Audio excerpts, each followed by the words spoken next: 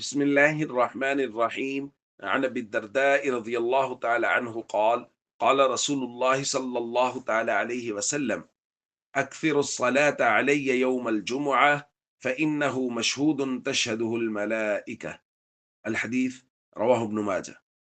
نبی کریم صلی اللہ علیہ وسلم نے ارشاد فرمایا، تم لوگ جمعہ کے دن میرے اوپر کثرت سے درود بھیجو، اس لیے کہ جمعہ کے دن فرشتے حاضر ہوتے ہیں۔ پھر فرمایا، وَإِنَّ أَحَدًا لَن يُصَلِّيَ عَلَيَّ إِلَّا عُرِضَتْ عَلَيَّ صَلَاتُهُ حَتَّى يَفْرُغَ مِنْهَا۔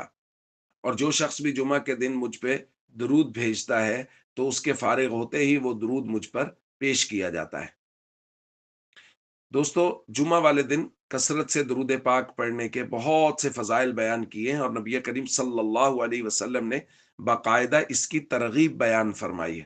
اور بعض روایات میں می یوم الجمعہ و لیلۃ الجمعہ کا لفظ ہے کہ جمعہ اور شب جمعہ میں کثرت سے درود پاک پڑھا جائے۔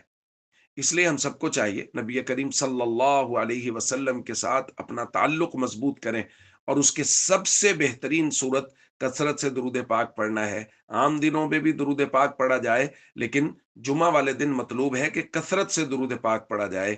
اسی لیے چند ہفتوں کے بعد درود پاک کے فضیلت پر جمعہ والے دن درس بھیجا جاتا ہے، کیونکہ درس کا مقصد ہے کہ ہم مضبوطی اور پختگی کے ساتھ اپنے عمل پہ کھڑے ہو جائیں، یہ مقصد ہے، معلومات میں اضافہ مقصد نہیں ہے۔ اس لیے ہم سب کو چاہیے جمعہ اور شب جمعہ میں کثرت سے درود پاک پڑھنے کا معمول بنائیں۔ السلام علیکم ورحمۃ اللہ وبرکاتہ۔